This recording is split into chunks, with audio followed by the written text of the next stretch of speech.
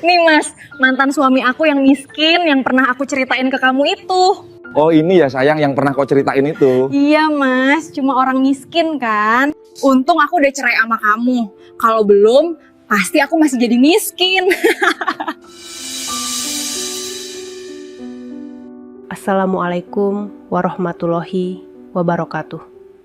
Bayangkan, siang hari di sebuah gang sempit, ada seorang pria sederhana yang kesehariannya bekerja sebagai pengemudi ojek online. Ia hidup sendiri di rumah sederhana miliknya. Setelah dulu beberapa tahun yang lalu, ia diceraikan istrinya. Tahun demi tahun berganti, dan tak disangka ia bertemu kembali dengan wanita yang dulu pernah ia cintai sepenuh hati. Saat kembali bertemu, ia hanya bisa menunduk ketika mantan istrinya bersama suami barunya yang berseragam polisi, menertawakan dan meremehkannya habis-habisan. Pengemudi ojek online itu dihina oleh mantan istrinya. Ia dianggap tak punya masa depan, karena masih saja menjadi seorang tukang ojek sampai saat ini. Namun mantan istrinya tidak tahu, di balik sikapnya yang hanya diam saat dihina itu, ternyata pria tukang ojek itu menyembunyikan sesuatu yang jauh lebih besar daripada hanya sekedar penghinaan. Seminggu kemudian sejak kejadian itu, saat seluruh aparat di kantor polisi mendadak digemparkan oleh sebuah kedatangan tukang ojek online itu, dan membuat orang yang seminggu yang lalu menjadi paling meremehkan pria itu, sekarang langsung gemetar ketakutan. Siapakah identitas pria tukang ojek tersebut hingga membuat seluruh aparat polisi yang ada di kantor polisi menghormatinya? Sahabat semuanya, sebelum kita mulai cerita ini, mari tuliskan di komentar dari mana saja sahabat menonton cerita ini. Semoga yang subscribe channel Sudut Hikmah. Kami doakan semoga dimudahkan segala urusannya, dilapangkan rezekinya, disehatkan badannya, dan dikabulkan segala hajat dunia akhirat oleh Allah Subhanahu wa Ta'ala. Amin ya Rabbal Alamin. Sekarang mari kita mulai ceritanya. Siang itu udara terasa sangat panas, seolah matahari sengaja turun lebih dekat dari biasanya. Di sebuah gang sempit yang dindingnya sudah kusam dimakan waktu, seorang pria muda dengan kemeja lusuh dan jaket hijau ojek online berhenti di depan rumah kontrakan kecil berwarna biru pudar.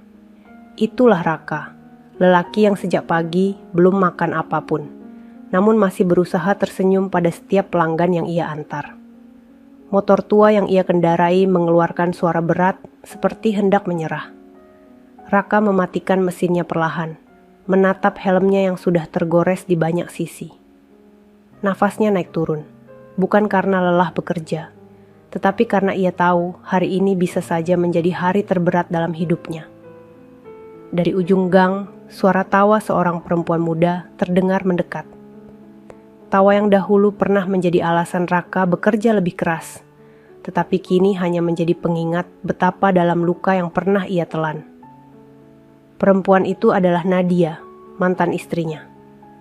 Di sampingnya berjalan seorang pria berperawakan gagah dengan seragam polisi, lalu lintas yang lengkap, namanya Dimas Prasetyo, suami barunya. Langkah mereka terhenti tepat di depan Raka. Nadia menatap mantan suaminya itu dari atas sampai bawah, lalu tersenyum sinis. Raka menunduk, mencoba tetap tenang, meski jantungnya terasa dihimpit sesuatu yang berat. Dimas melipat kedua tangannya di dada, sambil memiringkan kepala sedikit. Dengan nada meremehkan ia berkata, "Jadi ini ya, mantan suami kamu yang katanya tukang ojek miskin itu?" Nadia tertawa sambil menunjuk Raka. "Hahaha, masih jadi tukang ojek yang miskin aja kamu Mas Raka. Lihat nih, suami baruku polisi dan hidupnya jauh lebih mapan daripada hidupmu yang selalu susah." Tawa itu terdengar keras di antara dinding sempit gang. Beberapa tetangga mulai mengintip dari jendela. Ada yang merasa kasihan, ada juga yang hanya ingin tahu. Raka tetap menunduk, kedua tangannya menggenggam stang motor erat sekali. Ia tidak melawan, tidak membalas, tidak juga mundur.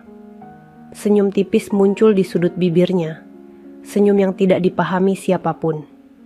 Senyum yang seolah menyembunyikan sesuatu jauh di dalam dirinya.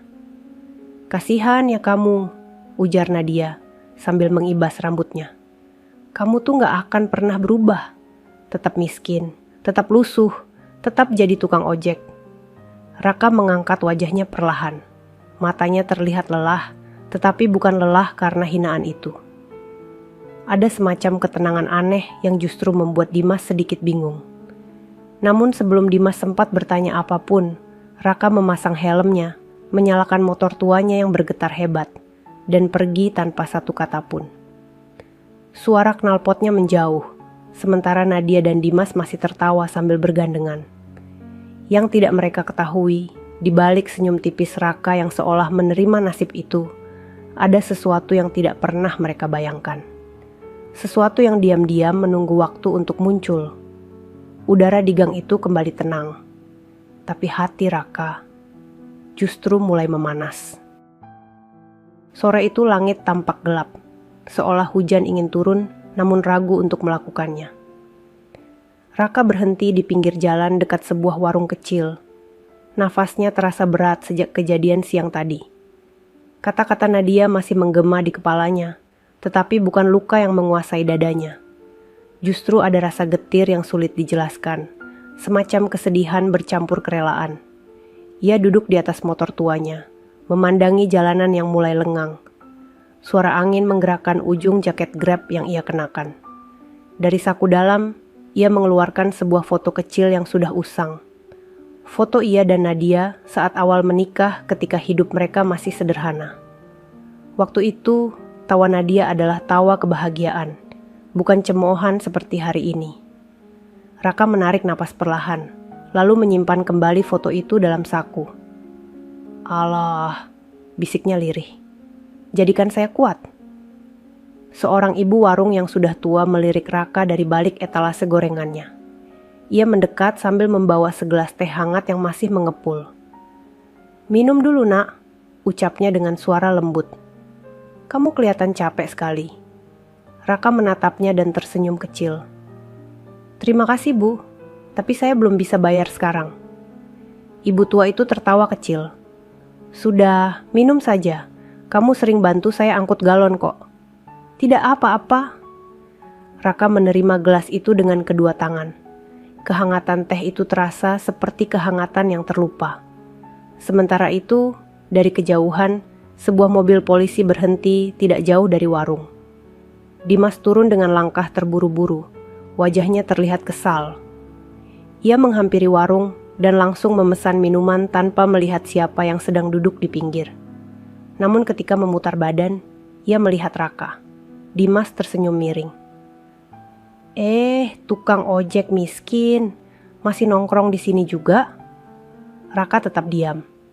Tidak ada kemarahan, tidak ada kegelisahan. Ia menundukkan kepala sedikit sebagai bentuk sopan.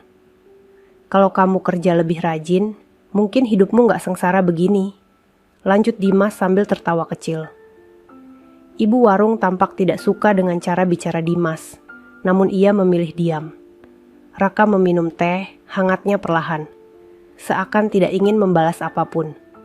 Dimas menepuk bahu Raka. "Dengar ya, Nadia itu sekarang hidupnya jauh lebih layak. Kamu gak mungkin bisa ngasih dia apa-apa. Kamu tuh cuma masa lalu yang gagal." Raka menunduk lebih dalam, tapi lagi-lagi tidak ada kemarahan. Yang ada justru tatapan dalam yang membuat Dimas sedikit merasa aneh. Ada sesuatu dalam diri Raka yang tidak cocok dengan seorang tukang ojek miskin. Tetapi Dimas buru-buru mengabaikan perasaan itu. Ia kembali ke mobilnya dan pergi, meninggalkan debu kecil di sekitar warung. Raka menghabiskan teh hangat itu hingga tetes terakhir. Lalu ia berdiri, merapikan jaketnya, dan meminta izin kepada sang ibu. "Terima kasih, Bu, saya harus lanjut kerja." Ibu itu memegang lengan Raka sebentar. "Jangan ambil hati kata-kata mereka. Nak, Allah tidak tidur." Raka tersenyum. "Insya Allah, Bu." Ia menghidupkan motor tuanya. Namun sebelum pergi, ia menatap langit gelap yang menahan hujan sejak tadi. Seperti langit itu, ada sesuatu dalam dirinya yang juga ditahan. Dan saat angin semakin kencang, Raka berbisik lirih. Waktunya belum sekarang. Motor tua itu melaju pelan. dan hujan tetap tidak turun, seperti menunggu momen lain untuk benar-benar jatuh.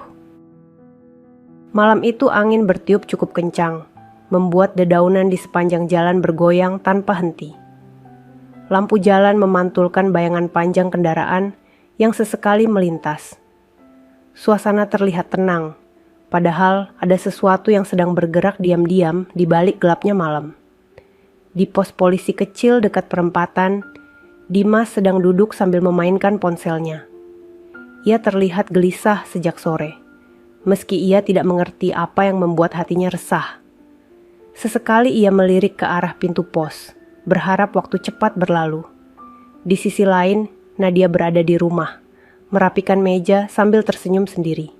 Ia mengirim foto kehidupan barunya ke beberapa temannya, menunjukkan betapa bahagianya ia setelah meninggalkan Raka. "Aku sekarang hidup enak," tulisnya dalam pesan itu. "Suamiku polisi, bukan tukang ojek miskin."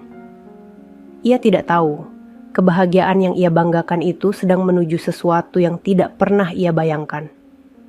Sementara itu, Raka mengendarai motor tuanya melewati jalanan sepi. Lampu motor yang redup membuat malam terlihat lebih gelap dari biasanya.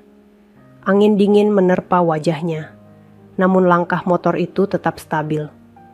Raka baru saja selesai mengantar pesanan terakhirnya, dan ia berniat pulang lebih awal malam itu. Tubuhnya terasa lelah sejak konflik siang dan sore. Tetapi ada sesuatu yang membuat dirinya tidak bisa beristirahat dengan tenang. Di persimpangan, ia melihat pos polisi tempat Dimas sedang bertugas. Dari jauh, ia bisa melihat bayangan pria berseragam itu duduk sambil memainkan ponselnya. Raka memperlambat motor, tetapi tidak berhenti. Ia hanya melewati pos itu dengan tatapan singkat, lalu melaju kembali menuju jalanan yang lebih sepi. Namun pada saat yang sama, sebuah mobil hitam tanpa plat tiba-tiba muncul dari gang kecil di dekat pos polisi. Mobil itu berhenti tepat di depan pos, dan 4 pria bertubuh kekar turun tanpa suara. Pakaian mereka gelap, wajah tertutup masker hitam. Tanpa memberi waktu bagi Dimas untuk bereaksi, salah satu dari mereka membuka pintu pos dengan kasar. Dimas terkejut dan langsung bangkit. "Hei, kalian siapa? Mau apa?" serunya. Tapi pria bertopeng itu mendorongnya hingga terpental ke meja. "Diam," ucap salah satu dari mereka dengan suara rendah.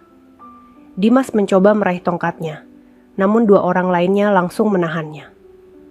Pukulan keras mendarat di bahu Dimas, membuatnya meringis kesakitan. Pria bertopeng itu berkata dengan nada serius, "Sudah lama kami mencari polisi yang banyak gaya sepertimu." Dimas mulai panik.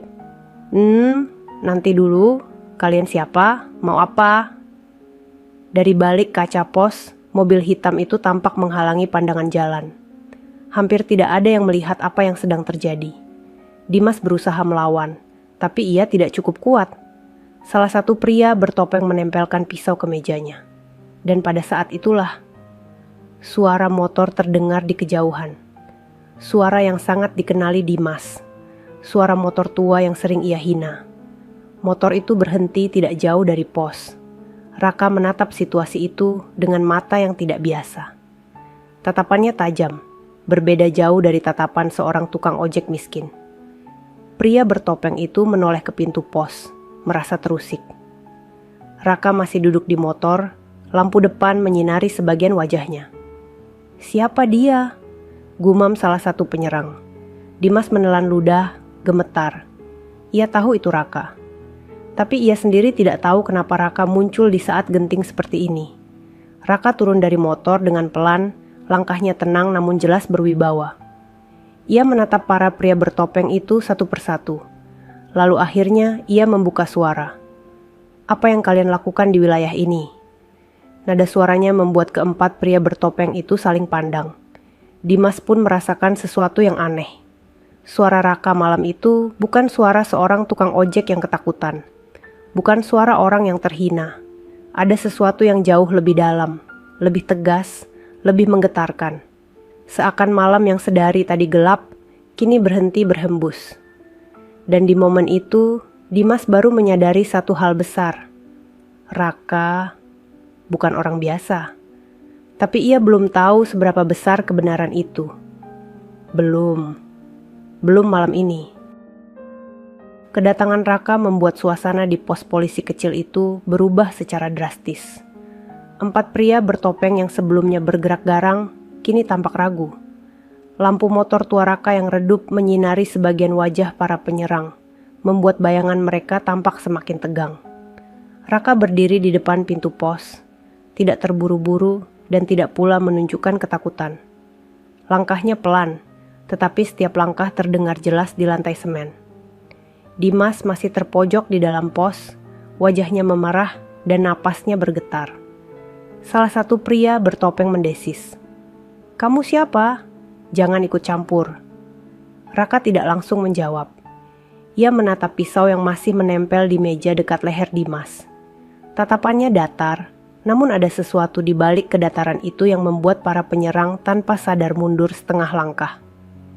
"Aku cuma tanya," ucap Raka tenang. "Apa yang kalian lakukan di wilayah ini?" Nada suaranya tidak keras, namun tegas dan sangat jelas. Tidak ada keraguan di dalamnya. Pria bertopeng itu menajamkan mata, mencoba mengintimidasi, namun gagal. Raka berdiri terlalu tegap untuk seseorang yang berpenampilan lusuh. Salah satu dari mereka akhirnya berusaha mengusir. "Pergi dari sini, tukang ojek. Ini bukan urusanmu." Dimas menoleh dengan cepat. Wajahnya pucat melihat bagaimana Raka tetap tidak bergeming. Ia bahkan merasa malu karena tubuhnya sendiri masih gemetar ketakutan. Raka menghela napas pelan. "Kalau kalian hanya mau mengambil sesuatu, lebih baik pergi sekarang sebelum kalian membuat kesalahan besar." Pria bertopeng yang memegang pisau tertawa pendek. "Mau menakut-nakuti kami? Hanya dengan jaket ojek lusuh itu?" Raka mengangkat wajahnya perlahan. Untuk pertama kalinya malam itu, tatapannya terlihat jelas. Tatapan yang membuat 4 orang bertopeng itu spontan terdiam. Bukan tatapan pemohon, bukan tatapan orang ketakutan, tetapi tatapan seseorang yang terbiasa memberi perintah dan melihat bahaya sebagai rutinitas. Pria bertopeng itu menelan ludah tanpa sadar. "Siapa kau?" gumamnya lirih. Belum sempat ia menyelesaikan kalimatnya, 2 pria lain maju dan mencoba menyerang Raka dari sisi kanan dan kiri. Langkah mereka cepat, namun gerakan Raka jauh lebih cepat. Dalam satu gerakan halus, Raka menangkis tangan pertama, memutar tubuh, lalu menyapu kaki pria kedua. 2 tubuh besar itu jatuh menghantam lantai keras. Hanya butuh 3 detik. 3 detik yang membuat seluruh dunia terasa berhenti. Dimas tak bisa berkedip. Ia bahkan menutup mulutnya sendiri dengan tangan. Itu bukan gerakan seorang tukang ojek. Itu adalah gerakan seseorang yang dilatih. Seseorang yang terbiasa menghadapi situasi mematikan. Pria bertopeng yang memegang pisau mulai goyah. Ia memundurkan kaki. Kini jelas ketakutan. Kau siapa? Polisi? Tentara?" Raka tidak menjawab. Ia hanya melangkah maju. Pria itu mencoba menusuk, namun tubuh Raka bergerak seperti air. Dengan cepat, ia mematahkan pegangan pisau, lalu mendorong pria bertopeng itu hingga terjatuh ke kursi pos. Suasana langsung hening. Angin malam kembali berhembus pelan. Lampu pos yang redup bergetar sedikit. Dan hanya napas ketakutan dari para penyerang yang terdengar. Raka memungut pisau yang jatuh, lalu meletakkannya di meja tanpa suara. Ia menatap keempat pria itu. "Pergi," ucapnya datar. "Sebelum saya berubah pikiran."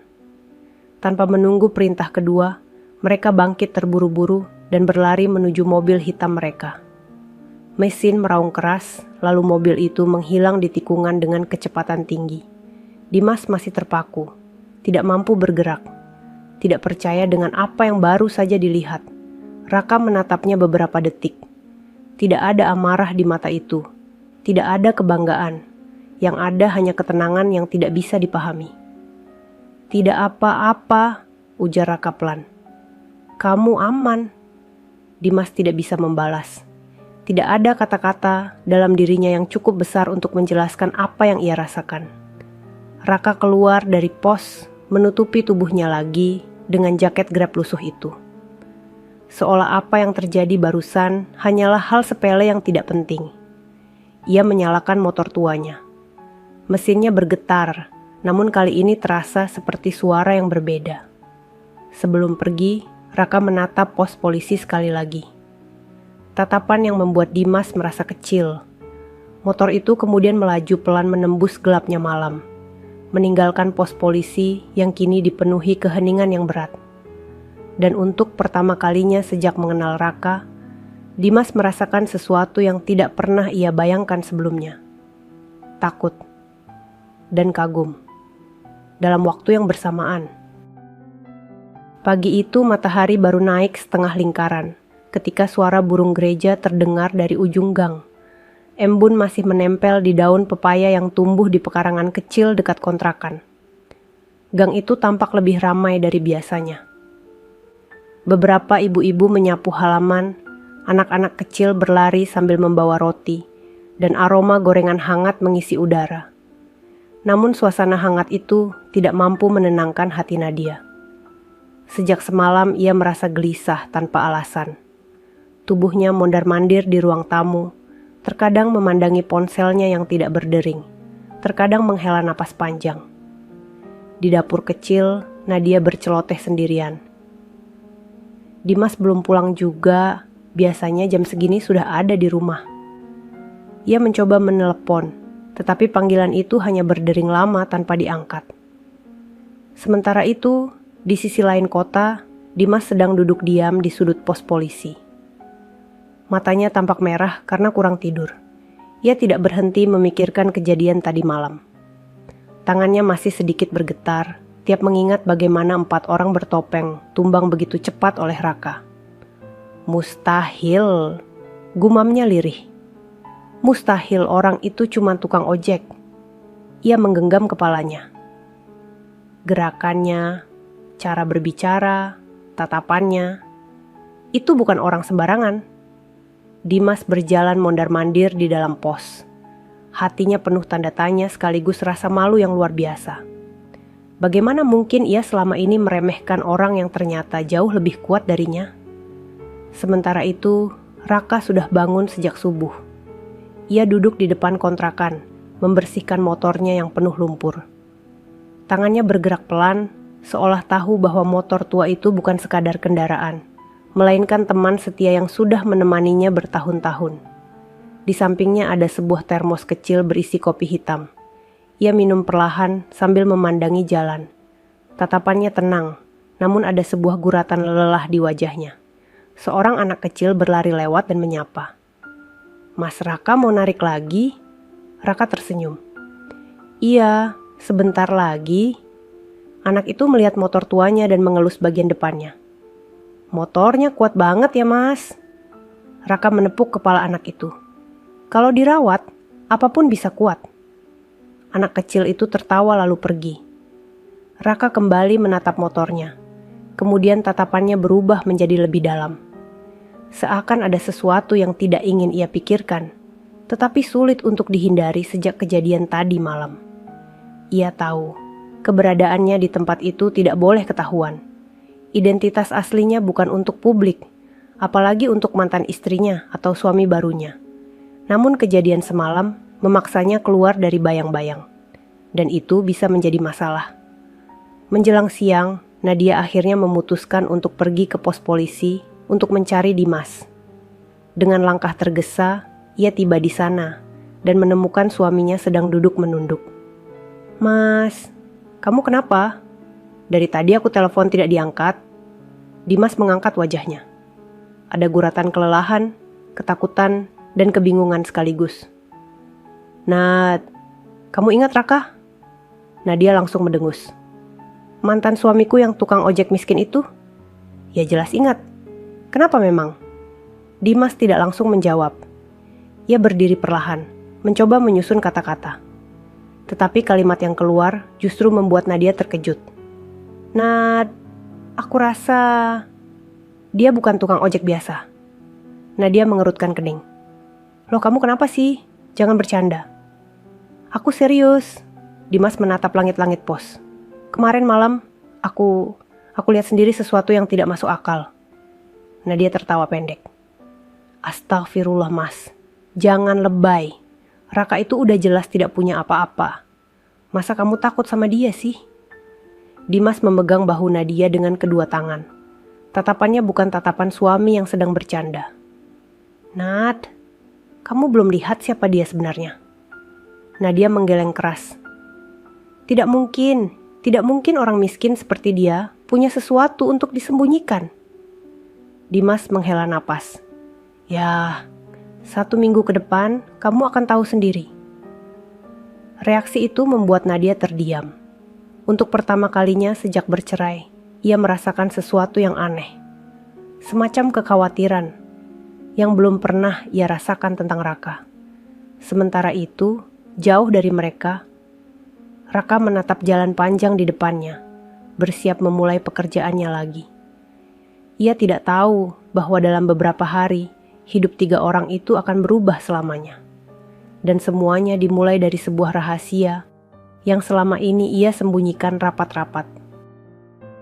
3 hari berlalu sejak kejadian di pos polisi. Gang kecil tempat Raka tinggal tetap terlihat sama seperti biasa. Namun ada sesuatu yang berbeda dalam udara. Seperti ada bisikan yang menunggu untuk pecah menjadi kenyataan. Raka bekerja lebih tenang dari biasanya. Ia mengantar penumpang dengan senyum yang lembut, meski hatinya sebenarnya terus dipenuhi kecemasan. Bukan karena hinaan Nadia, bukan karena Dimas yang mulai curiga, tetapi karena satu hal. Kehadirannya di kota itu seharusnya tetap tersembunyi. Misi yang ia jalankan sedang mendekati tahap akhir. Dan saat misi itu selesai, semua hal yang ia sembunyikan akan terbuka dengan sendirinya. Di rumah kontrakan mereka, Nadia sedang berdandan di depan cermin. Ia mengenakan baju merah ketat, make up tebal, dan gelang emas yang ia banggakan sejak menikah dengan Dimas. Namun sembari berdandan, benaknya terus diganggu oleh kata-kata suaminya. Raka, bukan tukang ojek biasa. Suara Dimas terngiang tanpa henti dalam pikirannya. Ia menggeleng keras, mencoba menepis rasa tidak percaya itu. Tidak mungkin. Itu cuma omong kosong Dimas karena lagi capek. Namun saat ia menatap wajahnya sendiri di cermin, rasa gelisah itu justru semakin besar. Apa benar hidupku sekarang lebih baik? Gumamnya sebelum menutup lipstik. Ia tidak tahu jawaban itu akan datang begitu cepat. Di sisi lain, Dimas semakin kacau. Sejak malam itu, ia tidak bisa tidur nyenyak. Setiap kali memejamkan mata, ia melihat kembali gerakan Raka yang terlalu cepat, terlalu tepat, terlalu mematikan untuk ukuran seorang tukang ojek. Dimas duduk di kantor polsek sambil memandangi berkas kerja yang tidak kunjung ia sentuh. Tidak mungkin aku salah lihat, bisiknya. Namun ia ingat betul bagaimana Raka menangkis 3 serangan tanpa ragu. Ia ingat tatapan Raka saat itu, tatapan yang tidak dimiliki sembarang orang. Tatapan seseorang yang jauh lebih tinggi dari dirinya. Kalau dia benar-benar polisi, ucap Dimas lirih. Kenapa dia menyamar? Pertanyaan itu menggantung di udara seperti kabut dingin. Sementara itu, Raka memarkirkan motornya di sebuah jembatan kecil yang sepi. Ia duduk di pinggir, memandangi sungai yang mengalir pelan. Suara air membawa ketenangan, namun pikiran Raka tetap berat. Ia membuka sebuah tas kecil yang selama ini ia sembunyikan di jok motornya. Di dalamnya ada sebuah ponsel hitam khusus dan sebuah kartu identitas yang tidak pernah ia keluarkan selama menyamar. Tulisan di kartu itu jelas, Polisi Republik Indonesia. Nama di bawahnya, Raka Adinata. Jabatan, terlalu tinggi untuk disebutkan oleh orang biasa. Ia menatap kartu itu lama. Tinggal seminggu lagi, gumamnya. Setelah itu, semuanya berakhir. Dengan perlahan, ia memasukkan kembali kartu identitas itu ke dalam tas. Menutupnya rapat, seolah menutup pintu masa lalunya yang tidak ingin ia buka kembali. Sebelum ia sempat beranjak, ponsel hitam itu bergetar. Nomor yang muncul tidak memiliki nama, hanya satu kode yang sangat ia kenal. Raka mengangkatnya. Suara berat dari seberang berkata singkat, "Kami akan turun minggu depan. Bersiaplah, semua anggota polsek harus hadir. Raka memejamkan mata. Ia tahu, momen itu sudah dekat. Momen ketika penyamarannya tidak lagi bisa ia simpan. Siap, jawab Raka pelan. Ia menutup telepon dan menatap langit yang semakin cerah. Namun dalam hatinya, gelap semakin terasa. Di rumah, Nadia dan Dimas bersiap pergi ke sebuah acara keluarga. Dimas berdiri di depan pintu, mengenakan seragam lengkap, namun wajahnya terlihat tidak stabil. "Kamu yakin baik-baik saja?" tanya Nadia. "Wajahmu pucat." Dimas hanya mengangguk. "Aku cuma kurang tidur." Namun Nadia tidak percaya. Ia mendekat, memegang lengan suaminya. "Kamu bilang Raka bukan orang biasa. Apa benar kamu percaya itu?" Dimas memalingkan wajah. "Aku tidak tahu. Aku cuma tahu. Aku melihat sesuatu yang tidak seharusnya aku lihat." Nadia mengernyit. "Apa maksudmu?" Dimas menghela napas panjang. "Kalau memang benar, 1 minggu lagi kamu akan lihat sendiri." Kata-kata itu membuat bulu kuduk Nadia meremang. Sementara itu, Raka kembali menghidupkan motor tuanya. Ia menatap jalan panjang di depannya. Selangkah demi selangkah, ia semakin dekat pada hari di mana ia tidak bisa lagi bersembunyi. Hari di mana seluruh dunia akan tahu siapa dirinya sebenarnya. Dan pada hari itu, bukan Nadia, bukan Dimas, dan bukan warga gang yang akan menentukan nasibnya. Tetapi kebenaran yang selama ini ia ikat rapat-rapat di dadanya. Kebenaran yang hanya menunggu saat untuk meledak. Pagi itu, langit berwarna abu-abu pucat, seolah matahari tertahan oleh sesuatu yang berat. Angin berembus perlahan di gang kecil tempat Raka tinggal. Suasana terlihat biasa, namun ada ketegangan halus yang mengiringi setiap langkah orang di sekitar. Raka baru keluar dari kontrakan dengan membawa helm dan jaket Grab yang sudah mulai pudar warnanya. Di wajahnya tidak ada senyum pagi seperti biasanya. Ada semacam bayangan yang menempel di sorot matanya, bayangan yang sulit ia lepaskan. Motor tuanya menyala dengan suara berderak pelan. Raka menunduk sejenak sebelum akhirnya melaju perlahan keluar gang. Di rumah yang tidak jauh dari sana, Nadia baru selesai sarapan. Ia memandangi foto-foto pernikahannya dengan Dimas yang terpajang di dinding ruang tamu. Wajahnya tidak seceria biasanya. Ada kegelisahan yang terus mengganggu pikirannya sejak Dimas mengatakan kalimat itu. 1 minggu lagi, kamu akan lihat sendiri. Ia mencoba meyakinkan dirinya bahwa itu hanya ucapan suaminya yang sedang stres. Namun setiap kali ia mengingat bagaimana Dimas pulang dengan wajah ketakutan 3 hari lalu, hatinya kembali berdebar. Ia duduk di kursi, memegang gelas teh yang sudah dingin. "Kenapa aku malah kepikiran Raka?" bisiknya. "Seharusnya aku bahagia dengan hidupku sekarang." Namun dalam hati kecilnya, ada suara lain. Suara yang ia tekan selama ini, tetapi kini mulai muncul ke permukaan. Suara penyesalan. Suara takut kehilangan sesuatu yang sebenarnya pernah berharga untuknya. Sementara itu, Dimas sedang duduk di ruang tunggu polsek. Wajahnya kusam, lingkar mata menghitam, dan napasnya tidak teratur. Ia menatap ponselnya tanpa tujuan, seolah menunggu pesan yang ia sendiri tak tahu dari siapa. Seorang rekan polisi mendekat. "Dim, kamu kenapa sih akhir-akhir ini? Kayak bukan kamu." Dimas menelan ludah. "Aku cuma kurang tidur." "Kurang tidur kok kayak orang kena masalah besar," canda rekannya. Biasanya Dimas akan tertawa, tapi kali ini dia hanya menatap kosong. Rekannya duduk di sampingnya. "Aku dengar kemarin malam pos kamu diserang orang. Kamu baik-baik saja?" Dimas mengangguk pelan. "Aku selamat karena pertolongan orang yang tidak seharusnya ada di sana." "Siapa?" Dimas menarik napas panjang. "Tukang ojek." Rekannya menatapnya bingung. "Kamu bercanda?" "Aku berharap aku sedang bercanda," Dimas berkata sambil menatap lantai. "Tapi kalau kamu lihat sendiri apa yang dia lakukan, kamu akan kaget." Rekannya mengerutkan kening. "Apa dia semacam mantan tentara?" Dimas menggeleng. "Aku tidak tahu, tapi satu yang pasti, dia bukan orang biasa." Rekannya tertawa kecil. "Ah, kamu kebanyakan nonton film aksi."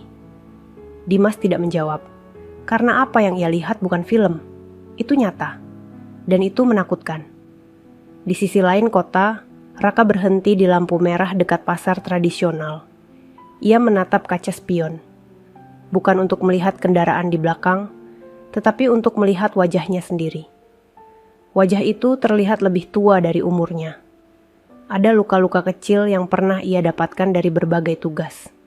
Ada garis kelelahan yang tidak hilang, meski ia tersenyum. Ia mengusap wajahnya pelan. 6 hari lagi, gumamnya.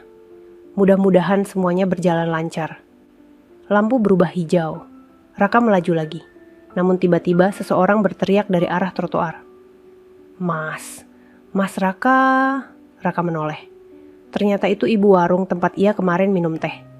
Raka berhenti dan turun dari motor. Iya bu. Ibu itu menatapnya dengan cemas. Tadi pagi ada orang-orang aneh lewat sini. Mereka tanya-tanya soal kamu mas. Raka membeku. Napasnya menurun. Aneh bagaimana bu? Iya, mereka pakai pakaian hitam. Kelihatannya bukan orang sini. Cuma tanya, apakah ada tukang ojek bernama Raka tinggal di gang belakang? Raka merasakan dadanya mengencang. Ia tahu siapa mereka. Ia tahu ini bagian dari risiko misi yang ia jalankan.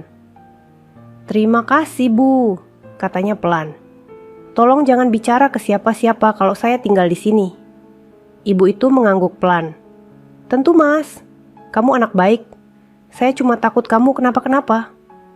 Raka tersenyum lembut lalu kembali menghidupkan motor. Namun hatinya tidak lagi tenang. Jika orang-orang itu sudah mulai mencari, maka waktunya hampir habis. Dan apapun yang akan terjadi, tidak bisa lagi ia hentikan. Menjelang sore, Nadia memutuskan untuk keluar rumah untuk mencari udara segar. Ia berjalan menyusuri gang kecil, meski pikirannya masih dipenuhi rasa tidak nyaman. Namun langkahnya terhenti ketika ia melihat dari kejauhan. Raka sedang berbicara serius dengan 2 pria asing di balik tikungan. Raka terlihat berbeda. Tatapannya tajam, posturnya tegas. Bukan seperti tukang ojek yang ia hina setiap hari. Nadia bersembunyi di balik dinding kecil, jantungnya berdebar. Ia tidak mengerti apa yang ia lihat, tetapi perasaan itu, perasaan bahwa Raka bukan orang biasa, mulai berubah menjadi ketakutan yang nyata. Matahari tenggelam perlahan, meninggalkan garis jingga di langit. Hari itu berakhir dengan lebih banyak pertanyaan daripada jawaban. Dan 6 hari yang tersisa akan menjadi 6 hari yang membawa dunia mereka bertiga pada titik yang tidak dapat dihindari. Rahasia itu semakin dekat untuk terbongkar, dan tidak ada yang siap. Sore itu langit dipenuhi awan gelap. Angin membawa hawa dingin yang membuat bulu kuduk meremang. Kota kecil itu terasa lebih sunyi dari biasanya, seakan menyimpan sesuatu yang ingin meledak kapan saja. Raka baru memarkirkan motornya di depan kontrakan setelah seharian bekerja. Tubuhnya terasa letih, namun pikirannya jauh lebih lelah. Ia menatap motor tuanya lama, seolah sedang memikirkan apakah ia masih punya waktu untuk tetap menjadi tukang ojek beberapa hari lagi. Saat ia membuka pintu, suara langkah kecil mengejutkannya.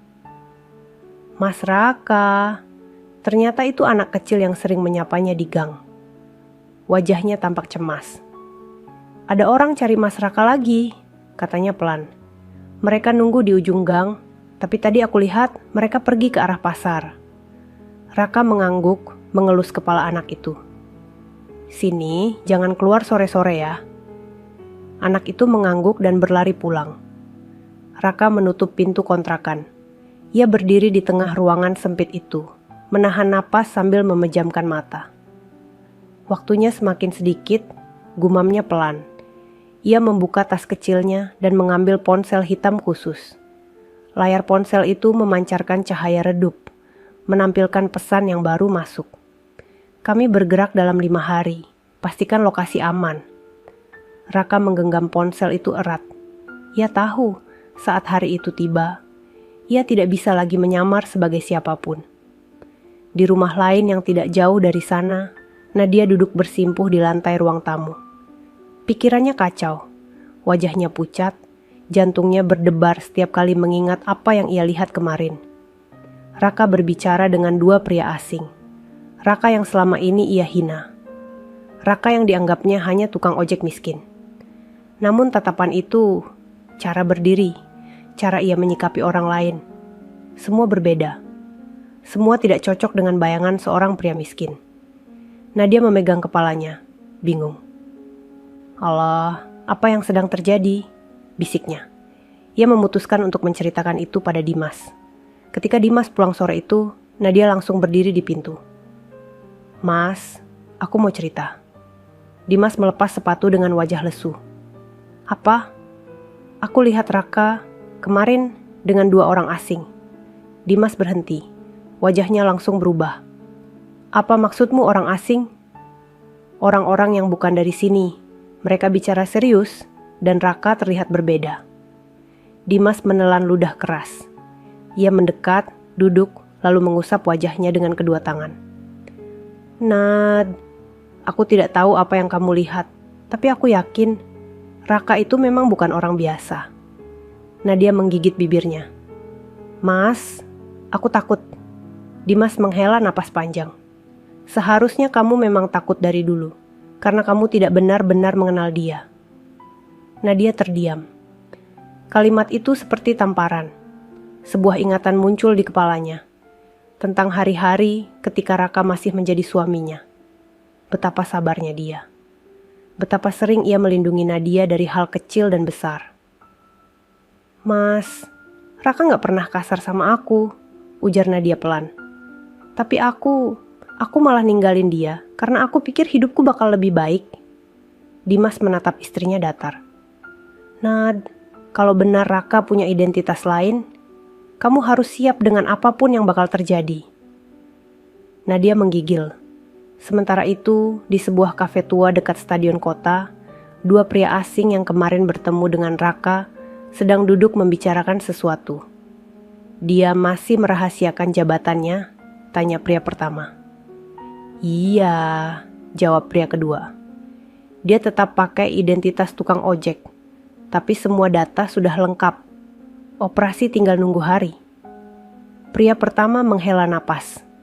Siapapun yang dekat dengannya, siap tidak siap, akan melihat siapa dia sebenarnya. Mereka tidak sadar seorang remaja di meja sebelah mendengar sedikit percakapan itu. Namun remaja itu tidak paham apapun. Malam hari, Raka duduk sendirian di tempat tidur. Lampu kamar temaram. Ia memandang foto kecil yang selalu ia simpan. Foto ia dan Nadia. Foto lama yang warnanya mulai pudar. Raka mengusap ujung foto itu pelan. Meskipun hatinya sudah tak seperti dulu, ada bagian kecil dari dirinya yang masih ingat, masih peduli, dan masih merasa bersalah. Entah kenapa malam ini foto itu terasa lebih berat dari biasanya. Raka menggenggamnya erat lalu menutup mata. Allah, semoga semuanya baik-baik saja. Di luar kontrakan, angin malam berembus lembut. Namun di balik itu, ada bayangan seseorang yang mengintip dari jauh. Seseorang yang tidak berasal dari kota itu. Seseorang yang juga mencari Raka. Hanya 5 hari lagi. 5 hari sebelum semuanya terbongkar. 5 hari sebelum hidup 3 orang itu berubah untuk selamanya. Dan 5 hari itu akan terasa lebih panjang dari tahun-tahun yang pernah mereka lewati. 4 hari sebelum semuanya terungkap, kota kecil itu terasa jauh lebih tegang. Walau orang-orang masih menjalani aktivitas seperti biasa, ada getaran aneh yang tidak terlihat namun terasa. Angin pagi membawa hawa dingin, seolah memperingatkan bahwa sesuatu sedang mendekat. Raka, seperti biasa, sudah bangun sejak subuh. Ia membersihkan motor tuanya dengan perlahan, mengusap lampu depannya, merapikan jok, dan memastikan semua baut terpasang. Mungkin bagi orang lain, motor itu tidak berarti. Tapi untuk Raka, motor tua tersebut adalah satu-satunya penyamaran yang membuatnya bisa hidup tanpa menonjol. Setiap tarikan kain lap membuat pikirannya melayang pada hari yang akan datang. 4 hari lagi. 4 hari sebelum ia harus berhenti menjadi tukang ojek. 4 hari sebelum dirinya yang sebenarnya muncul ke permukaan. Ia menatap jaket Grab lusuh itu. "Nanti kamu tidak dibutuhkan lagi," gumamnya lirih. Di sisi lain gang, Nadia sedang berdiri di depan jendela dapur. Ia memandangi jalan yang masih basah oleh embun pagi. Tatapannya kosong, pikirannya kacau. Hatinya merasa tidak tenang sejak melihat Raka dengan 2 pria asing. Kata-kata Dimas yang mengatakan bahwa Raka bukan orang biasa juga terus menghantuinya. Nadia mengingat masa lalu. Bagaimana dulu Raka selalu mengantar dan menjemputnya. Bagaimana Raka membawakan nasi uduk kesukaannya setiap pagi. Bagaimana Raka bekerja siang malam tanpa mengeluh, hanya untuk membuatnya tersenyum. Namun kini ia menyadari betapa ia tidak pernah benar-benar mengenal lelaki itu. Dan betapa cepat ia meninggalkannya hanya demi kehidupan yang lebih mewah. Ia berbisik, hampir tak bersuara. "Mas Raka, kamu sebenarnya siapa?" Dimas sendiri berada di polsek, duduk di kursi tanpa melakukan apapun. Berkas laporan menumpuk, tetapi tak satu pun yang ia baca. Pandangannya kosong. Rekan-rekannya beberapa kali menegur, namun ia hanya mengangguk seadanya. Ia tidak bisa melupakan kejadian di pos malam itu. Bagaimana Raka menghadapi 4 orang bersenjata tanpa rasa takut. Bagaimana setiap gerakan tubuhnya mengalir seperti seseorang yang sangat terlatih. Dan tatapan itu, tatapan yang membuat Dimas merasa kecil seketika. Kalau benar dia orang penting, kenapa dia harus menyamar seperti ini? Gumam Dimas. Ia memijat pelipisnya. Dan kenapa aku yang malah menghina orang seperti itu? Ada rasa bersalah di dadanya. Rasa yang tidak pernah ia duga. Sementara itu, 2 pria asing yang sebelumnya bertemu Raka kembali bergerak. Kali ini mereka berada di sebuah rumah makan kecil, duduk jauh dari pengunjung lain. "Dia semakin diawasi," kata pria pertama sambil menatap meja. Beberapa kelompok lain juga sudah bergerak. "Dia tahu?" tanya pria kedua. "Dia selalu tahu," jawab pria pertama sambil tersenyum tipis. "Itu sebabnya dia ditugaskan di sini." Mereka tidak menyebut nama, tidak perlu. Karena hanya satu orang yang mereka bicarakan, Raka. Siang hari, Raka berhenti di tepi taman kota untuk beristirahat sebentar. Ia duduk di atas motor sambil minum air mineral dari botol kecil. Anak-anak bermain di taman, suara mereka menyatu dengan angin lembut. Namun Raka tidak tersenyum. Ia justru memejamkan mata, mencoba meredakan beban yang semakin berat.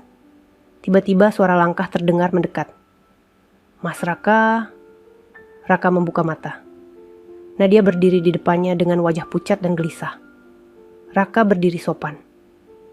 "Iya, ada apa?" Nadia menghela napas panjang. Aku lihat kamu waktu itu. Kamu ngomong sama 2 orang asing.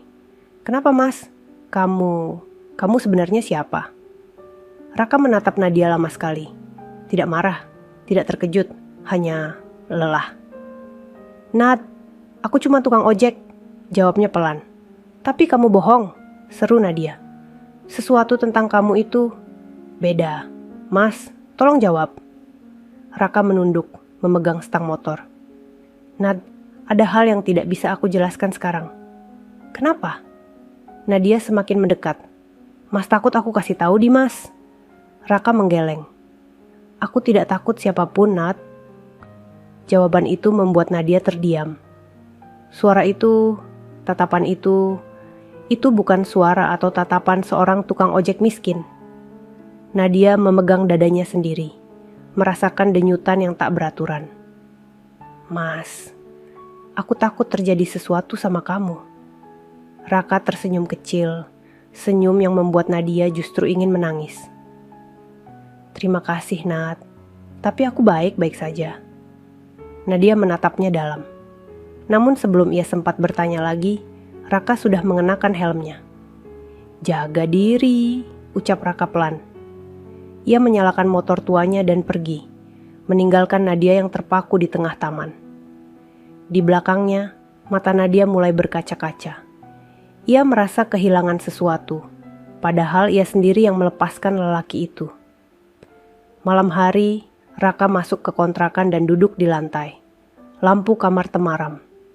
Ia membuka tas kecilnya, mengeluarkan kartu identitas itu lagi. Kartu yang menunjukkan siapa dirinya sebenarnya. Tangannya bergetar. Ia menatap kartu itu dalam-dalam. Hari itu sebentar lagi, bisiknya. Dan ketika hari itu tiba, tidak ada yang akan sama lagi. Pagi itu, udara terasa lebih berat daripada biasanya. Awan menggantung rendah, seperti menekan atap kota kecil itu. Orang-orang masih beraktivitas biasa, namun bagi 3 orang tertentu, hari itu bukan sekadar hari biasa. Itu adalah hari ketiga sebelum seluruh hidup mereka berubah. Raka keluar dari kontrakannya dengan langkah perlahan. Ia menatap gang kecil itu seolah menghafal setiap detailnya.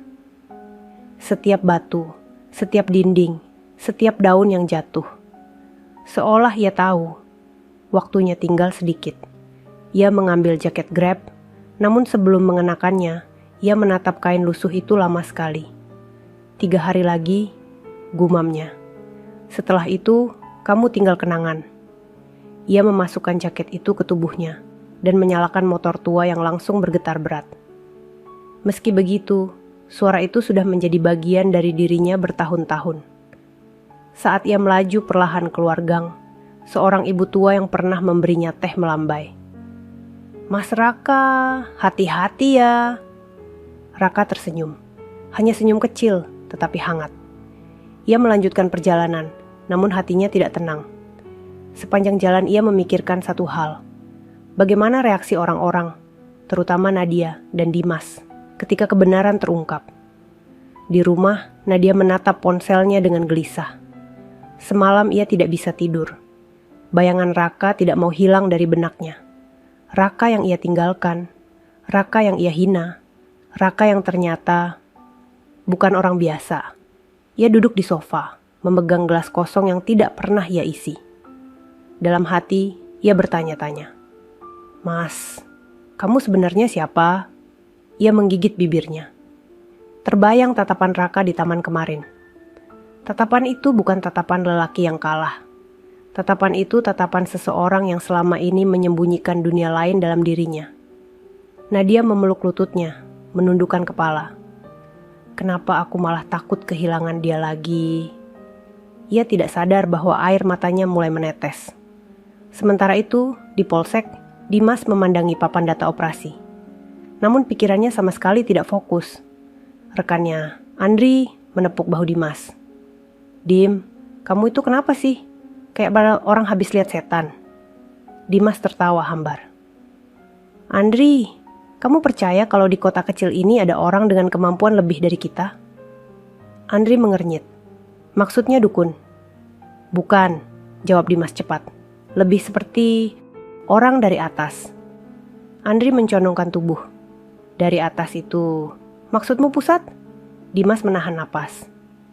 "Iya," Andri tertawa. "Ah, sudah. Kamu banyak nonton film. Mana mungkin orang dari pusat nyamar jadi tukang ojek." Dimas menatap lantai. "Andri, aku sudah lihat dengan mata kepala sendiri." Andri mendadak berhenti tertawa. "Jadi kamu serius? Ada orang dari pusat di kota ini?" Dimas mengangguk.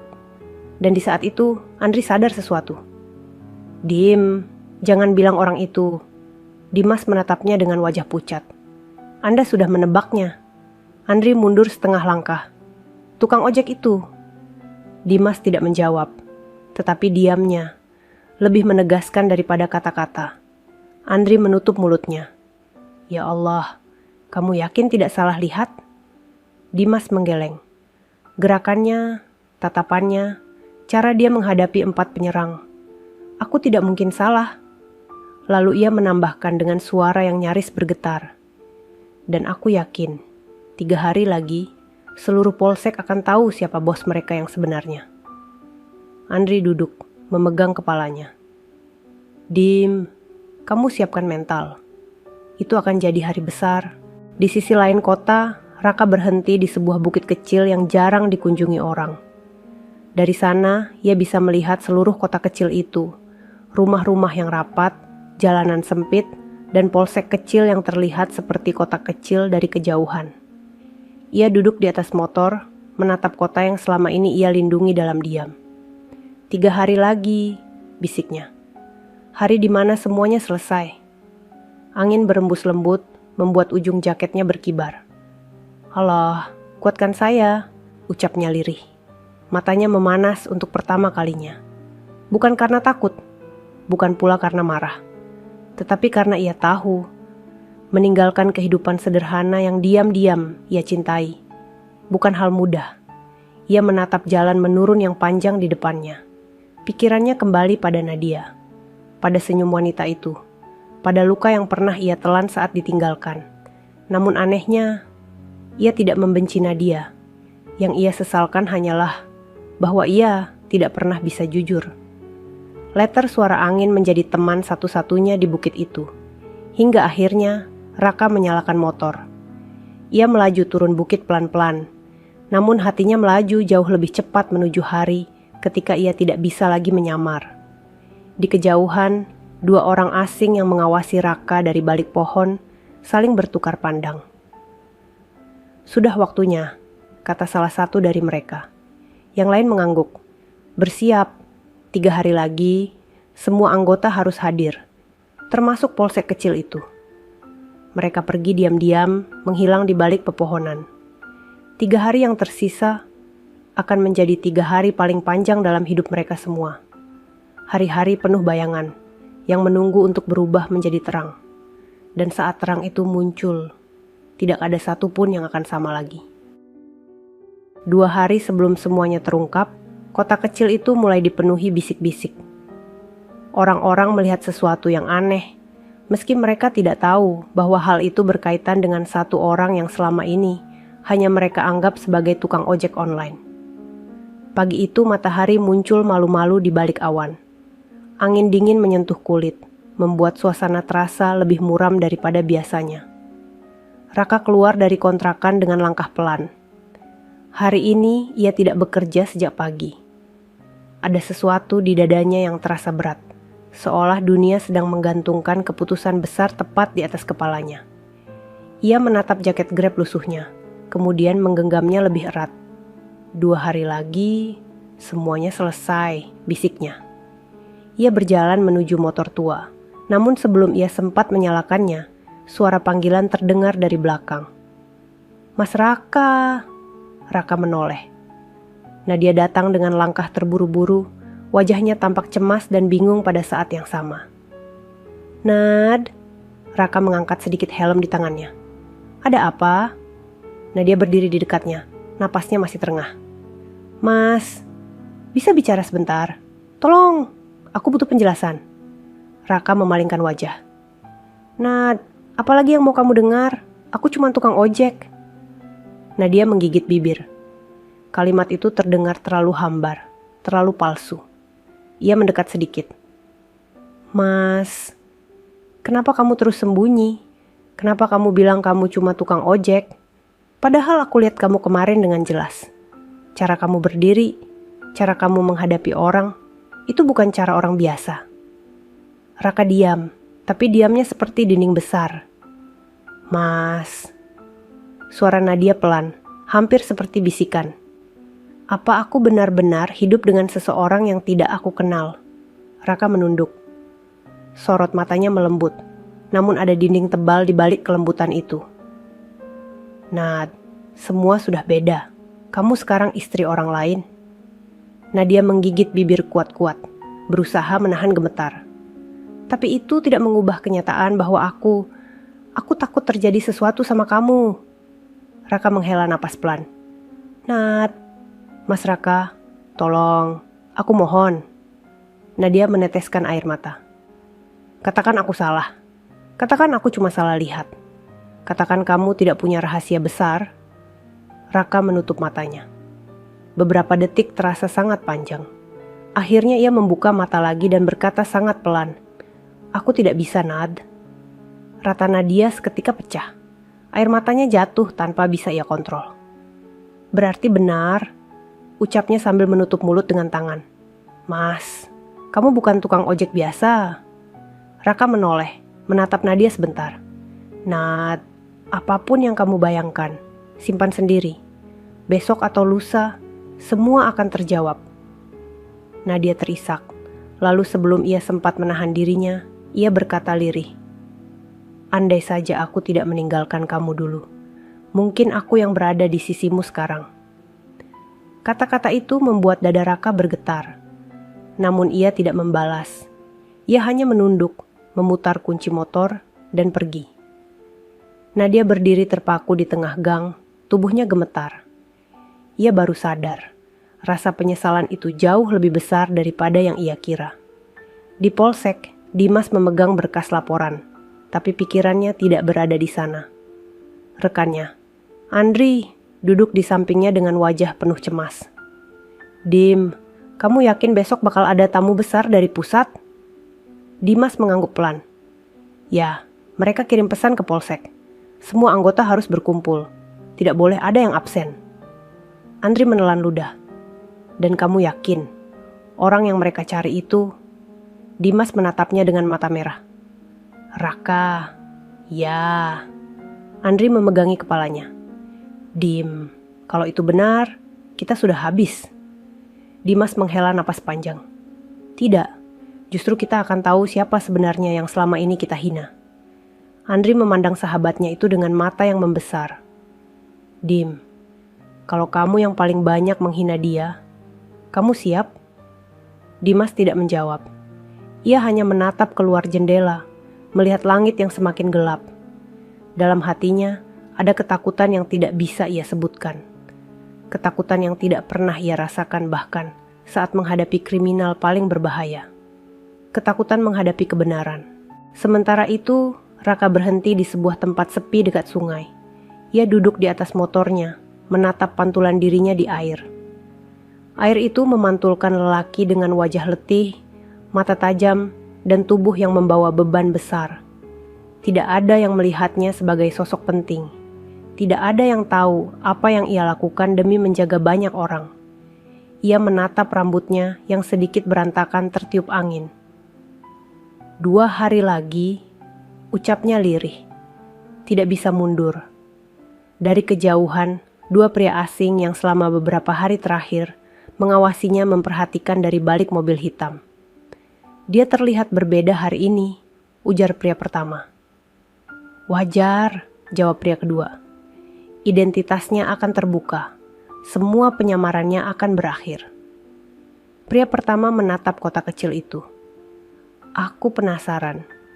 Bagaimana reaksi orang-orang yang meremehkannya ketika mereka tahu siapa dia sebenarnya?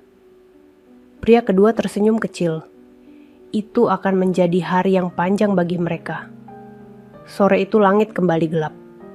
Raka memandangi langit yang menutup matahari. Ia merasakan dadanya sesak. Bukan karena takut, tetapi karena harus meninggalkan kehidupan sederhana yang tanpa ia sadari. Ia cintai kontrakan kecil itu, gang sempit itu, ibu warung yang baik, anak kecil yang selalu menyapanya, dan seorang wanita bernama Nadia yang dulu mencintainya, yang kini justru menyesal. Semua itu akan berakhir dalam 2 hari, dan saat hari itu tiba, tidak ada jalan kembali. Hari itu langit sepenuhnya kelabu, seolah menahan napas bersama orang-orang di kota kecil itu. Udara terasa lebih dingin dari biasanya, dan angin yang lewat membawa aroma hujan yang belum turun. Raka berdiri di depan kontrakan kecilnya, memandang jalan sempit yang selama ini menjadi saksi hidupnya. Ia tahu, hari ini adalah hari terakhir ia bisa tersenyum sebagai tukang ojek online. Besok, seluruh penyamarannya berakhir. Ia mengenakan jaket Grab lusuh itu, menatapnya lama sebelum akhirnya menarik resleting perlahan. Terima kasih, sudah menemani aku sejauh ini, bisiknya. Kemudian ia menghidupkan motor tuanya dan melaju keluar gang.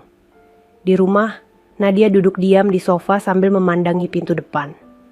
Ia tidak berbicara sepatah kata pun sejak pagi. Dimas duduk di seberangnya, menunduk sambil mengikat tali sepatu. Suasana rumah dipenuhi ketegangan yang tidak bisa dijelaskan dengan kata-kata. "Mas," suara Nadia pelan sekali. "Besok, beneran ada orang penting datang?" Dimas menghela napas panjang. "Iya, semua unit polsek diwajibkan hadir. Tidak boleh ada yang telat." Nadia menggigit bibirnya. "Mas yakin orang itu Raka?" Dimas menatap istrinya. Tatapan yang dulu penuh percaya diri itu kini berubah menjadi tatapan takut dan malu. "Nad, aku berharap aku salah. Tapi tidak, aku yakin." Nadia memejamkan mata. Air mata mengalir tanpa suara. Kenapa dia tidak pernah bilang, "Kenapa?" Dimas berdiri, merapatkan seragamnya. "Nad, Raka pasti punya alasan besar kenapa dia sembunyi. Aku juga tidak tahu, tapi besok semuanya selesai." Nadia mengusap wajahnya dengan tangan gemetar. Dadanya sesak, pikirannya kacau. "Mas, aku takut dia benci sama aku." Dimas menatapnya lama. "Nad, kamu harus siap, apapun yang terjadi besok." Nadia menunduk, memeluk dirinya sendiri. Sementara itu, di polsek, para polisi mulai bersiap. Ada yang menata data, ada yang berdiri sambil berkomat kamit gugup.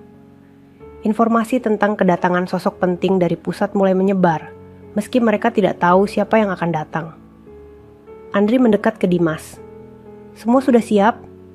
Dimas mengangguk. "Ya, tinggal tunggu besok." Andri berbisik. "Dem, kamu yakin memang Raka?" Dimas menatap papan operasi. Suaranya rendah, hampir bergetar. Tidak ada orang lain yang bisa bergerak seperti itu.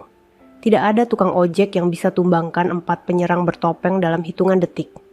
Tidak ada warga biasa yang bisa berbicara dengan suara sekuat itu. Itu bukan orang sembarangan. Andri menelan ludah. "Kalau benar dia pemimpin operasi pusat, besok kita semua..." "Diam," potong Dimas sambil mengangkat tangan. Andri langsung bungkam. Di tempat lain, Raka berhenti di sebuah lapangan luas yang sunyi.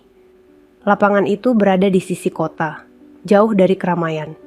Hanya ada bangku tua dan pohon rindang yang berdiri tegak. Raka turun dari motornya, duduk di bangku, lalu menatap langit kelabu. Ia menarik napas panjang. Ada suara langkah pelan dari belakang. Raka tahu siapa yang datang bahkan sebelum ia menoleh. 2 pria asing yang selama ini mengikuti dan memantaunya mendekat. Keduanya mengenakan pakaian rapi dan berwibawa. Pria pertama berkata, "Waktunya besok pagi. Semua pasukan dari pusat akan hadir. Polsek setempat akan dikumpulkan dan diperkenalkan kepada pimpinan operasi." Raka mengangguk perlahan. Pria kedua menatapnya lebih dekat. "Kamu siap berdiri sebagai dirimu sebenarnya?" Raka tidak langsung menjawab. Ia memejamkan mata, merasakan angin sore menyentuh wajahnya. "Aku siap," jawabnya akhirnya. "Tapi ada beberapa orang yang mungkin tidak siap." Pria pertama tersenyum tipis. "Itu bukan urusanmu lagi. Identitasmu harus dibuka. Kamu sudah menjalankan misi ini terlalu lama." Raka menunduk. Dalam dadanya terasa berat. "Bagaimana dengan orang-orang di sini?" Suara Raka pelan, namun penuh makna. Pria kedua menjawab, "Mereka akan tahu bahwa selama ini mereka hidup berdampingan dengan seorang atasan besar yang menjaga mereka." Raka menatap jauh ke arah kota kecil itu. "Besok, semua berubah," gumamnya. Kedua pria itu mengangguk, lalu pergi meninggalkan Raka sendirian. Menjelang malam, Nadia berjalan sendirian di trotoar. Wajahnya pucat, matanya sembab. Ia menatap langit gelap dan menangis pelan. "Mas Raka, saya minta maaf." Ia menggenggam dadanya, menahan sesak yang semakin kuat. "Besok, saya takut lihat kenyataan." Air matanya jatuh ke tanah.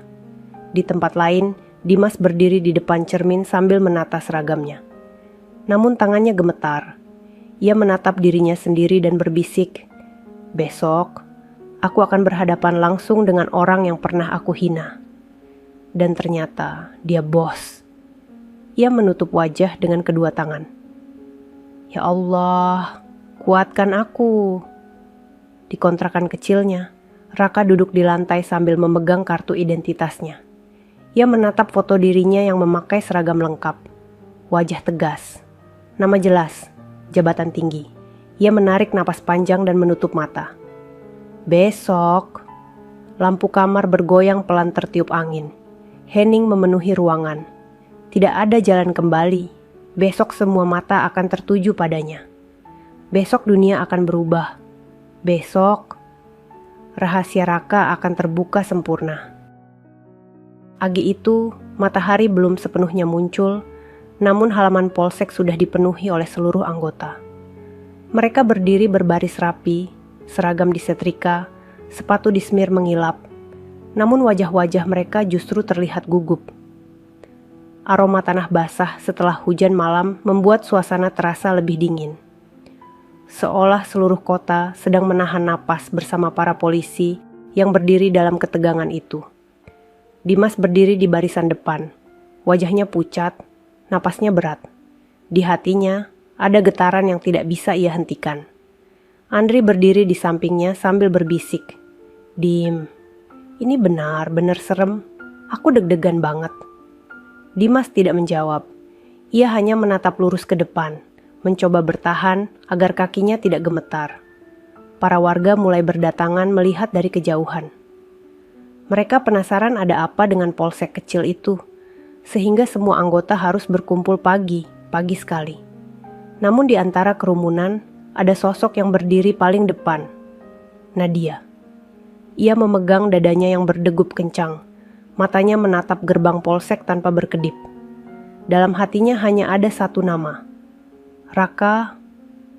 Di sisi lain kota, Raka berdiri di depan kaca kecil di kontrakannya. Ia mengenakan jaket Grab untuk terakhir kalinya. Tangannya bergerak pelan, penuh makna.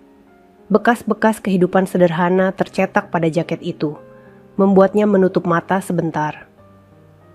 Terima kasih, ucapnya pada jaket itu. Kamu sudah menutupku dengan baik. Kemudian ia melepasnya perlahan. Untuk pertama kalinya, setelah sekian lama, Raka membuka tas kecil yang selama ini ia simpan di bawah tempat tidur. Di dalamnya ada seragam hitam taktis yang rapi, terlipat sempurna. Ia mengusap lambang kecil di bagian dada kiri. Lambang itu membuat dadanya terasa hangat sekaligus berat. Raka mengenakan seragam itu perlahan. Satu kancing terpasang, lalu kancing kedua. Lalu ia memasang sabuk taktis. Terakhir, ia mengenakan sepatu hitam yang menginjak lantai kontrakan kecil itu dengan suara mantap. Kini, ia bukan lagi Raka tukang ojek online. Ia adalah dirinya yang sebenarnya. Ia mengambil helm hitam polos, menatap motornya, dan tersenyum kecil. Sekali lagi kita ke sana, untuk terakhir kalinya. Motor tua itu hidup dengan suara khasnya, meski kini suara itu terasa seperti salam perpisahan. Raka melaju pelan ke arah polsek. Angin pagi menyapu wajahnya. Semua terasa begitu nyata dan begitu berat. Di halaman polsek, seluruh anggota menoleh serempak ketika suara motor tua itu terdengar mendekat. Tidak keras, tidak gagah, tapi sangat familiar. Dimas langsung tersentak kaget. Andri menelan ludah keras. Beberapa anggota lain saling pandang dengan mata membesar. Tidak mungkin, bisik salah satu dari mereka. Motor tua itu berhenti tepat di tengah halaman. Mesinnya bergetar sebelum akhirnya mati. Dan dari atas motor itu, turun seseorang yang membuat seluruh dunia seolah berhenti bergerak. Raka. Namun bukan Raka dengan jaket Grab lusuh. Bukan Raka dengan celana jeans pudar. Bukan Raka dengan wajah letih pekerja keras. Hari itu, ia berdiri dengan seragam hitam taktis yang tegas. Di dada kirinya terpasang nama yang jelas, AKP Raka Adinata. Wajahnya rapi, posturnya tegap, langkahnya tegas dan mantap. Semua polisi menahan napas. Tidak ada yang berani berkedip. Hening, benar-benar hening. Dalam satu detik, rasa malu, rasa takut, rasa terkejut, dan rasa hormat bercampur menjadi satu. Dimas gemetar hebat. Tubuhnya ingin mundur namun kakinya kaku. Nadia memucat. Air matanya langsung jatuh tanpa bisa ditahan. Ia menutup mulut dengan tangan. Tubuhnya goyah. Sosok yang selama ini ia hina, sosok yang ia tinggalkan, hari ini berdiri sebagai lelaki dengan wibawa yang tidak pernah ia bayangkan. Raka berjalan menuju depan barisan.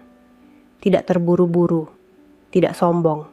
Setiap langkahnya seperti mengguncang hati semua orang.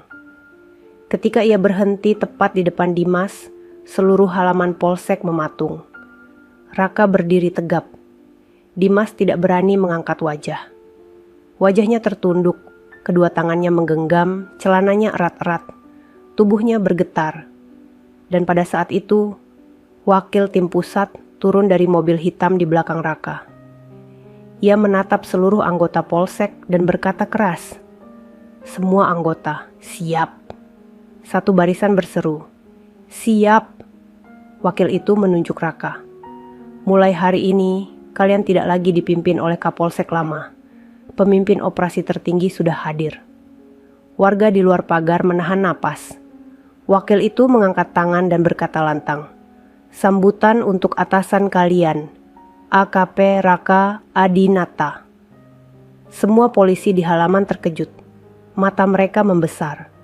Ruang itu terguncang oleh fakta yang tidak pernah mereka duga. Dimas langsung menjatuhkan tubuhnya. Ia bersimpu di tanah, sujud dengan wajah penuh rasa takut dan malu. "Memaafkan saya, Komandan. Saya tidak tahu. Saya bodoh, saya hina Anda." Raka menatapnya lama. Tidak marah, tidak sombong. Hanya tatapan seseorang yang sudah melihat banyak hal dalam hidup. "Apa yang kamu lakukan adalah pilihan kamu," jawab Raka pelan. Dimas menangis di tanah. Nadia tidak mampu berdiri lagi. Lututnya melemah, tubuhnya goyah. Ia memegang pagar polsek sambil menangis keras. "Mas Raka, Allah, Mas Raka." Raka tidak menoleh. Ia berdiri tegap di depan para anggotanya. Hari itu, seluruh dunia mereka berubah. Dan itu baru permulaan. Halaman polsek yang biasanya riuh oleh suara kendaraan kini dipenuhi hening yang menekan dada setiap orang yang hadir di sana. Setelah pengumuman besar itu, semua anggota polsek berdiri gemetar. Ada yang menunduk dalam-dalam, ada yang menelan ludah, ada pula yang matanya berkaca-kaca, karena tidak percaya bahwa orang yang mereka remehkan selama ini adalah atasan yang jauh lebih tinggi daripada siapapun di tempat itu. AKP Raka Adinata berdiri tegap di depan barisan. Seragam hitam taktisnya memantulkan cahaya pagi yang semakin terang. Wibawanya memenuhi seluruh halaman, membuat siapapun yang melihatnya sulit bernapas dengan normal. Dimas masih berlutut di tanah. Kedua tangannya menahan tubuh agar tidak roboh sepenuhnya. Wajahnya basah oleh air mata dan keringat. Ia mencoba membuka mulut, namun suara yang keluar hanya getaran kecil. Komandan, ampun, saya benar-benar tidak tahu." Raka menatapnya. Tatapannya tenang namun dalam. "Bangun!" Dimas menggeleng keras. Tubuhnya bergetar hebat. "Tidak, Komandan. Saya tidak pantas berdiri di depan Anda. Saya sudah menghina Anda. Aku bilang bangun." Suara Raka kali ini lebih tegas. Dimas akhirnya memaksakan dirinya berdiri, namun lututnya masih goyah. Wajahnya merah, matanya sembab, dan suaranya hancur. "Anda boleh marah, Komandan. Boleh hukum saya. Tapi tolong biarkan saya meminta maaf." Dimas menunduk dalam-dalam. "Saya salah besar. Saya menilai Anda dari tampilan luar. Saya sombong. Saya bodoh." Raka menatapnya lama. Semua polisi yang menyaksikan merasa seolah waktu berhenti. Akhirnya, Raka berkata pelan, "Kamu sudah salah, tapi kamu masih bisa berubah." Dimas langsung menutup mulutnya dengan tangan, menahan tangis yang ingin pecah lagi. "Terima kasih, Komandan, terima kasih." Tubuhnya bergetar, namun ada kelegaan besar di dadanya. Di belakang pagar, Nadia memegang besi pagar itu erat-erat. Tangannya gemetar, wajahnya penuh air mata. Ia melihat Raka berdiri tegap sebagai AKP Raka Adinata, bukan lagi sebagai tukang ojek miskin yang pernah ia hina. Hatinya remuk, bibirnya bergetar. "Mas Raka." Air matanya mengalir deras. "Kenapa kamu tidak pernah bilang? Kenapa kamu sembunyi? Kenapa aku begitu buta?" Beberapa warga menatap Nadia dengan campuran kasihan dan syok. Namun Nadia tidak peduli. Yang ia lihat hanya satu sosok. Sosok yang dulu ia tinggalkan. Sosok yang kini berdiri sebagai pemimpin tertinggi di hadapan semua orang. Raka kemudian berbalik menghadap seluruh anggota Polsek. "Semua anggota," ucapnya tegas. "Mulai hari ini, seluruh operasi keamanan di kota ini berada di bawah pengawasan langsung saya." "Siap, Komandan." Teriakan itu menggema kuat meski suara mereka bergetar. Raka melanjutkan, "Kalian mungkin heran melihat saya datang dengan motor tua dan jaket lusuh. Kalian mungkin tanya kenapa seorang atasan tertinggi menyamar seperti rakyat kecil. Semua anggota menelan ludah. Di pekerjaan kami, memahami rakyat lebih penting daripada terlihat gagah. Saya tinggal di kontrakan kecil. Saya makan seadanya. Saya naik motor yang hampir mati setiap hari. Karena dari bawah, saya bisa melihat yang tidak terlihat dari atas." Suara itu menggetarkan dada semua yang mendengarnya. Dan selama penyamaran itu, saya melihat banyak hal, banyak kebaikan, dan banyak keburukan. Dimas memejamkan mata. Air matanya mengalir lagi. Raka menatap seluruh barisan. "Saya tidak butuh kalian hormat pada pangkat saya. Saya butuh kalian hormat pada tugas kalian." Anggota Polsek menahan napas. Kata-kata itu menusuk langsung ke hati mereka. Di balik pagar, Nadia jatuh berlutut perlahan. Kakinya lemas. "Mas, aku benar-benar salah." Suara itu keluar sebagai bisikan penuh air mata. Ia memegang dadanya keras-keras, seolah rasa bersalah itu menusuk hingga ke tulang. Dulu ia meninggalkan lelaki yang tulus. Ia memilih harta, kemewahan, dan gengsi.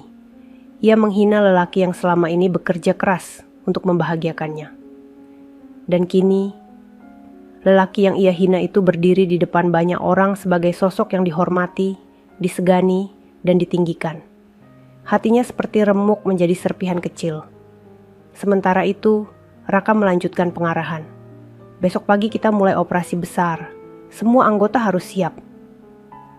"Siap, Komandan." Raka mengangguk. Namun sebelum ia menutup pengarahan, ia berhenti sebentar. Sorot matanya berubah lembut, sejenak saja. Seperti ada beban lain yang ia simpan dalam hatinya. Ia menatap ke arah pagar, dan wajahnya perlahan berubah ketika ia melihat seseorang di sana. Nadia. Tatapan mereka bertemu, hanya 3 detik. Namun 3 detik itu seperti membawa mereka kembali ke masa lalu. Ke hari ketika mereka masih tertawa bersama. Ke hari ketika hati mereka belum tergores. Nadia menangis semakin keras, menutup wajahnya dengan kedua tangan. Raka menunduk perlahan, namun hanya sebentar. Kemudian ia kembali menegaskan posturnya sebagai seorang pemimpin. Ia berbalik dan berkata, "Barisan dibubarkan. Persiapan dimulai 15 menit lagi." "Siap." Polisi satu persatu bubar dari formasi. Namun cerita hari itu belum selesai. Karena setelah barisan bubar, Nadia memutuskan untuk melakukan sesuatu yang bahkan dirinya sendiri tidak yakin mampu ia lakukan. Dengan langkah gemetar, ia menuju gerbang Polsek. Menuju Raka. Menuju lelaki yang pernah ia miliki dan hilang selamanya. Setelah barisan dibubarkan, halaman Polsek mulai dipenuhi suara langkah sepatu para anggota yang bergegas menyiapkan operasi. Namun di satu titik, suasana justru kembali hening. Karena di depan gerbang, di balik kerumunan warga yang masih syok, seorang wanita melangkah maju dengan wajah basah oleh air mata. Itu Nadia. Langkahnya pelan, tubuhnya berguncang. Setiap jejak yang ia tinggalkan terasa seperti menghancurkan batu besar yang menekan dadanya selama ini.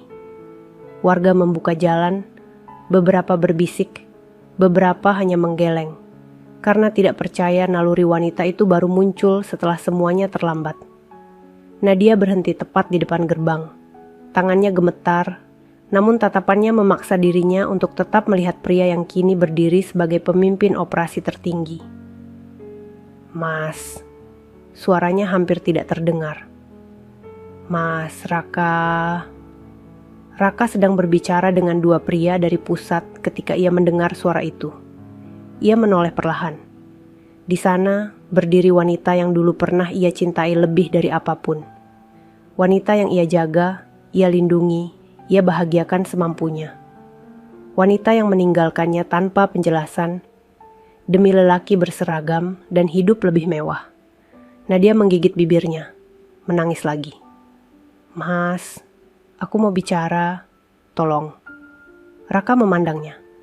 Tatapannya tidak marah, tidak benci, hanya tenang. Tenang yang menyakitkan bagi orang yang melihatnya. Ia memberi isyarat kecil pada dua pria pusat agar menunggu. Kemudian ia berjalan perlahan menuju gerbang. Setiap langkah Raka membuat dada Nadia semakin sesak. Lelaki yang dulu ia hina kini berdiri dengan wibawa yang membuat seluruh polsek membungkuk hormat. Dan ia hanya seorang wanita yang penuh penyesalan. Raka berhenti 1 meter di depannya. Nad, hanya itu. Tidak ada nada marah, tidak ada dendam. Dan itu justru membuat Nadia semakin terseduh. "Mas, aku minta maaf." Air matanya jatuh deras. "Aku benar-benar minta maaf." Raka menunduk sedikit. Suaranya lembut namun tegas. "Nad, kamu tidak perlu minta maaf. Tapi Mas, aku sudah hina kamu. Aku tinggalkan kamu. Kamu memilih jalan yang kamu anggap lebih baik." Potong Raka pelan. Tidak ada yang salah memilih kebahagiaan. Nadia menutup mulutnya. Tubuhnya bergetar hebat. "Mas, aku salah. Aku salah besar. Aku kira kamu tidak punya apa-apa. Aku kira kamu pria yang tidak akan pernah berhasil. Aku kira hidupku lebih baik tanpa kamu." Raka menatapnya lama. Sorot matanya tidak lagi menyimpan luka. Semua luka itu telah ditinggalkan jauh sebelum hari ini. "Nad, aku sudah memaafkan kamu sejak lama." Nadia terisak keras. "Mas, kalau aku boleh jujur, aku masih..." Raka mengangkat tangan, menghentikannya. "Nad, kamu sudah menikah. Kamu punya hidup baru. Tapi Mas..." Nadia hampir roboh. "Nad..." Suara Raka pelan namun tegas. "Hati aku sudah tidak berada di masa itu." Nadia membeku. Kata-kata itu lebih menghancurkan daripada semua rasa bersalah yang ia simpan selama ini. Raka menatap gerbang polsek di belakangnya. "Dan aku bukan lagi lelaki yang dulu menemanimu berjalan kaki ke pasar. Aku punya tugas, tanggung jawab, dan hidupku tidak lagi sama." Nadia menutup wajah dengan kedua tangannya. Isak tangisnya pecah, keras, namun tetap terdengar rapuh. "Mas, aku kehilangan sesuatu yang sangat berarti, dan aku tidak bisa kembali." Raka menghela napas pelan. "Nad, ketika kamu pergi, aku belajar bahwa kehilangan tidak selalu buruk. Kadang Allah mengarahkan kita ke jalan yang lebih tepat, untuk kamu dan untuk aku." Nadia jatuh berlutut. Warga menoleh, beberapa menahan napas. Seorang polisi hendak menolong, tapi Raka mengangkat tangan memberi tanda agar tidak. "Mas," Nadia menangis. "Kalau waktu bisa diputar, aku tidak akan meninggalkan kamu." Raka menatap langit sejenak, lalu menatap Nadia yang berlutut. "Nad," suaranya lembut. "Kita tidak bisa hidup dari penyesalan, tapi kita bisa hidup dari belajar." Nadia menangis lebih keras. Ia tahu, harapan apapun sudah mati sejak lama. Raka menoleh sedikit. Di sisi lain halaman, para polisi memperhatikannya dengan hormat. Dimas berdiri jauh di belakang. Wajahnya penuh penyesalan, namun juga lega, karena pemimpinnya tidak menyimpan dendam. Raka kembali menatap Nadia untuk terakhir kalinya. "Kamu jaga rumah tanggamu. Kamu jaga suamimu. Kamu jaga hidupmu."